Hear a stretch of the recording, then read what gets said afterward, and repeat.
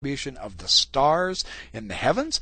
They have given the world the severest mental disciplines. And Nectanebos, the last pharaoh, was one who mastered the cosmic elements by study.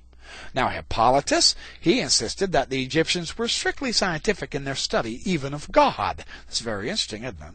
They were determined to reduce everything to numbers as if for a computer, and coming up with the standard God of the philosophers.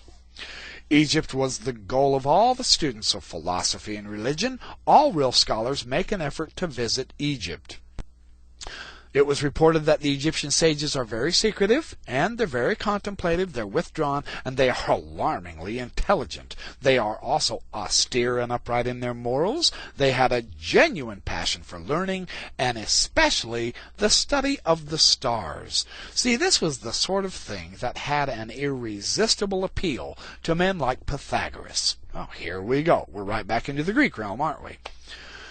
And there were also such men in other lands, however rare, and from the earliest times contact was established between them. And how was this contact made? Because, of course, the students travel back and forth to the country, and they become students of the wise men, and they visit one shrine after another, and so on and so forth. Hippolytus tells how the great Democritus, inventor of the atom, studied with the gymnosophists in India, the priests and astrologers in Egypt, and with the Magi in Babylonia. Now, Apollonius of Tyana also made a point to visit the gymnosophists of both India and Egypt, as well as the Magi of Persia, all of whom taught a common doctrine. You see how this is working here? The two illustrious visitors to Egypt are almost always mentioned together, Solon and Pythagoras. They were contemporaries of Lehi, so we're about 600 BC here, see. Solon's teaching, in fact, as even Tertullian, the early Christian church father, observed, sounds exactly like the prophets of Israel. The Egyptians were greatly impressed by the wisdom of Solon and received him warmly. He says later, Thebes claimed the first and the oldest astronomical observatory, the Upper Egyptian Heliopolis, they called it. So the idea is the intellectualism of the Egyptians, something that we have lost in our modern world. We are just not up to that par yet. Well, anyway, the intellectualism of the Egyptians has always struck a strongly sympathetic note in the intellectualism of the Jews. Both express the same aptitudes and put forward the same ideas in the same terms. So, if Abraham and Sarah would carry out their missionary labors, the Zohar assures us it was essential for them to visit Egypt.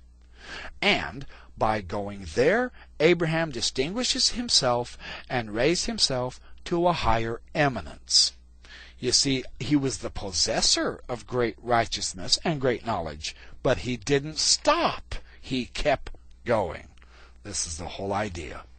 Abraham, like Pythagoras, had to face the well-known jealousy of the Egyptian wise men. That's when they failed to heal the king, and he succeeded. You remember, see, in the Genesis Apocryphon, in the Dead Sea Scrolls, the account says that Abraham actually laid his hands on the head of Pharaoh and healed him right there on the spot. Now, this is fascinating. The son of a gun steals your wife. He threatens to kill you. And then he comes back at you and accuses you of lying to him. Well, why didn't you tell me she was your wife? And Abraham tells him, because you know darn well, dude, you were going to kill me to have her. So don't give me any of your mamby-pamby crap. And then all of a sudden, Abraham magnanimously turns around and heals the man who stole his own wife. I mean, this is unheard of. In today's politics, man, today they'd just soon shoot you dead. You see, we've lost this attitude and aptitude of greatness. We have become managers, as Nibley noted. It's time to find the leaders. It's time to get the ball moving again. It's time to progress beyond thinking that the economy is the only thing we're thinking about. It's not. It comes and goes and comes and goes. Well, anyway, I'm getting preachy now, aren't I? Well, when we get to the heart of the apocalyptic writings, we find the contest between the pompous wisdom of the king's regular counselors and the pious stranger from afar. It doesn't matter whether this is Daniel or Moses or Thomas the Apostle or Abraham. According to tradition, Balaam himself was one of Pharaoh's 3 counselors, and his sons Jannes and Vimbris were chief magicians of the king.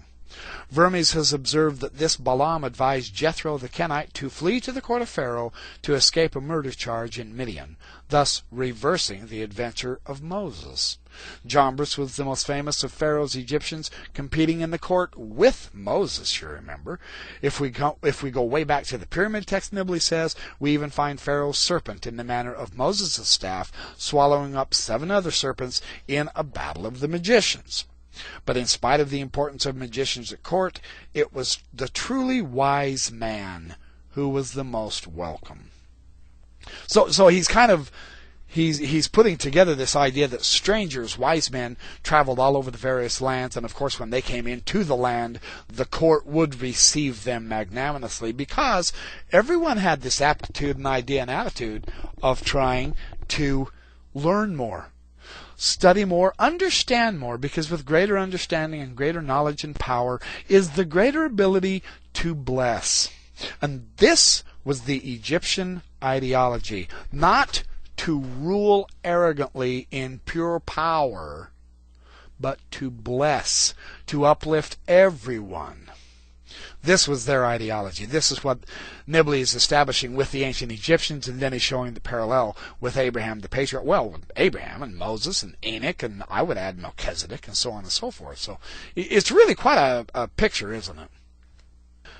Well, when he further discusses the ideas of the illustrious travelers who left their mark in Egypt, Abraham must be taken seriously. In the 1st century BC, Artapanus wrote that Abraham stayed 20 years in Egypt. Now see, we don't get this impression from the biblical record, but he was there for quite a while. He was there for 20 years. And according to the Pseudo-Eumolpus, Abraham lived in Heliopolis, where he instructed the Egyptians in the discoveries made by Enoch and by himself. Well, whether Abraham really made the visit or not, there is, according to Wacholder, no reason to doubt that the ancients, having converted a minor episode into a major theme, infused into it great significance. Who are the ancients here? Well, Wacholder points out that, to judge from the rabbinical sources, Abraham's journey to Egypt is relatively ignored. But at an earlier age, to the ancients, the encounter between Pharaoh and the traveler from the Ur of the Chaldees seemed a crucial event in the history of mankind. See, this is big stuff we're talking about. Wherever would they get that idea unless something really did happen? See, certainly the rabbis, strongly averse to sympathetic ties between Abraham and Egyptians, they wouldn't have invented such things. The Emperor Julian, a strong anti-Christian and champion of the old paganism, noted that Abraham must have been a very great man because of the real impact he had on the Egyptians. And Origen, a native of Egypt, this is one of the early Christian fathers, you see, he says that it was common in his day for Egyptian soothsayers to command the demons by the God of Abraham without having the least idea of who Abraham might have been. The vivid memory of Imhotep that survived down to Christian times in Egypt, though that hero lived possibly 1,000 years before Abraham himself, see, as well as of Abraham's own great-grandson and other benefactors of the race, this leaves no doubt that the veneration of Abraham in the land could well go back to his actual sojourn there. It's very interesting how this is all put together now, isn't it? Well, I've gone on for about 40 minutes. I've gotten to page 111, for those of you who are following me along. So I think I'll stop it there, and I'll pick up next time with the next podcast. So thank you for joining me in this podcast series. And remember, yes, have a great life.